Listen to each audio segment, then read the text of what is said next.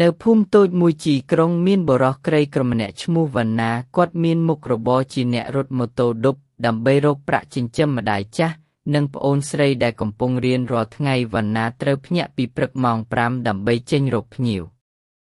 ថ្ងៃមួយតម្លៃសាំងឡើងខ្លាំងនៅស្ថានីយ៍សាំងគេប្រកាសថាសាំង1លីត្រទៅ7,000 រៀលវណ្ណាដកដង្ហើមធំហើយនិយាយតាមខ្លួនឯងបើសាំងថ្លៃបែបនេះតើខ្ញុំរកប្រាក់ប៉ុន្មានទើបគ្រប់ចំណាយតែគាត់មិនអាចឈប់ធ្វើការបានទេគាត់នៅតែបំពេញសាំងបន្តិចបន្តួចហើយចេញរត់ម៉ូតូដូចធម្មតាព្រឹកនោះមាននារីម្នាក់ស្លៀកពាក់សាមញ្ញឈ្មោះសុភាហៅម៉ូតូរបស់គាត់នាងឲ្យវណ្ណាជួយជិះទៅកន្លែងជាច្រើនដូចជាធនាគារហាងលក់ឯកសារនិងការិយាល័យមួយវណ្ណាជិះជូននាងពេញមួយព្រឹកពេលដល់ទីចុងក្រោយសុភាបានសួរបងថ្ងៃនេះរកបានច្រើនទេវណ្ណាសើចបន្តិចហើយឆ្លើយត្រង់មិនសូវបានទេប្អូនសាំង1លីត្រទៅ7,000 រៀលប្រាក់ខ្លះរកបានគ្រាន់តែចំណាយសាំងប៉ុណ្ណោះសុភាស្ងៀមមួយភ្លែតហើយសម្លឹងមើលវណ្ណាបន្ទាប់មកនាងឲ្យប្រាក់គាត់លើសពីតម្លៃធម្មតាវណ្ណាភ្ញាក់ផ្អើលអូប្អូនច្រើនពេកហើយខ្ញុំយកមិនបានទេសុភាញឹមហើយនិយាយយកទៅចុះបងមនុស្សខិតខំដូចបងគួរត្រូវបានជួយបន្ទាប់ពីថ្ងៃនោះសុភាក៏នៅតែហៅវណ្ណាជិះម៉ូតូជាញឹកញាប់ក្រោយមកវណ្ណាទើបដឹងថាសុភាគឺជាម្ចាស់ក្រុមហ៊ុនតូចមួយហើយនាងក៏កំពុងស្វែងរកមនុស្សស្មោះត្រង់មកធ្វើការផងដែរ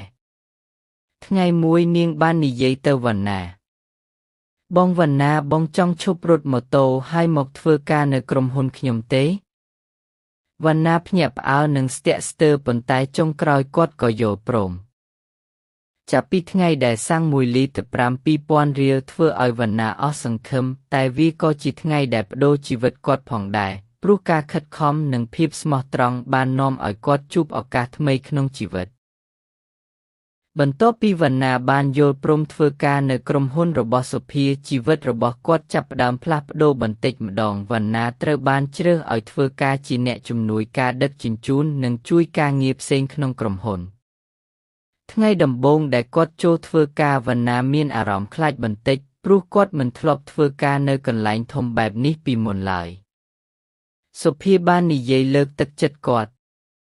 បងវណ្ណាកុំភ័យអីខ្ញុំជឿថាបងអាចធ្វើបានព្រោះបងជាមនុស្សស្មោះត្រង់និងខិតខំធ្វើការ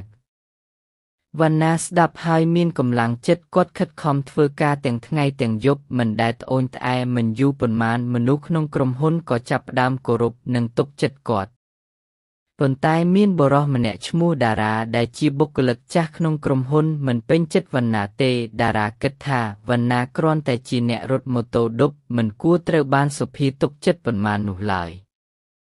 ថ្ងៃមួយតារាបានលាក់ឯកសារសំខាន់មួយហើយចោទថាវណ្ណាជាអ្នកបាត់គ្រប់គ្នាក្នុងការិយាល័យភ្ញាក់ផ្អើលវណ្ណានិយាយដោយស្មោះថាខ្ញុំមិនបានយកទេខ្ញុំមិនធ្វើរឿងបែបនោះឡើយប៉ុន្តែមនុស្សខ្លះក៏ចាប់ផ្ដើមសង្ស័យគាត់នៅពេលសុភាមកដល់នាងមើលមុខវណ្ណាហើយនិយាយយ៉ាងម៉ឺងម៉ាត់ខ្ញុំជឿលើបងវណ្ណាគាត់មិនធ្វើបែបនេះទេបន្ទាប់ពីពិនិត្យកាមេរ៉ាសុវត្ថិភាពទើបគេឃើញថាដារីជាអ្នកលាក់ឯកសារពិតប្រាកដតារាត្រូវបានបណ្តេញចេញពីក្រុមហ៊ុនវណ្ណាមានអារម្មណ៍សោកស្ដាយប៉ុន្តែសុភាបាននិយាយទៅគាត់ថាមនុស្សល្អមិនអាចលាក់ការពិតបានយូរទេថ្ងៃនោះវណ្ណាសម្លឹងមើលសុភាហើយនិយាយដោយអារម្មណ៍ជ្រាលជ្រៅបើថ្ងៃនោះប្អូនមិនហៅខ្ញុំជិះម៉ូតូពេលសាំង1លីត្រទៅ7,000 រៀលទេប្រហែលជាជីវិតខ្ញុំមិនបានមកដល់ទីនេះទេសុភាញឹមស្រាលហើយឆ្លើយថាប្រហែលវាជាវាសនារបស់យើងក៏ថាបានចាប់ពីថ្ងៃនោះទំនាក់ទំនងរបស់ពួកគេទាំងពីរក៏ចាប់ផ្ដើមคล้ายជាអ្វីមួយលើសពីម្ចាស់ក្រុមហ៊ុននិងបុគ្គលិក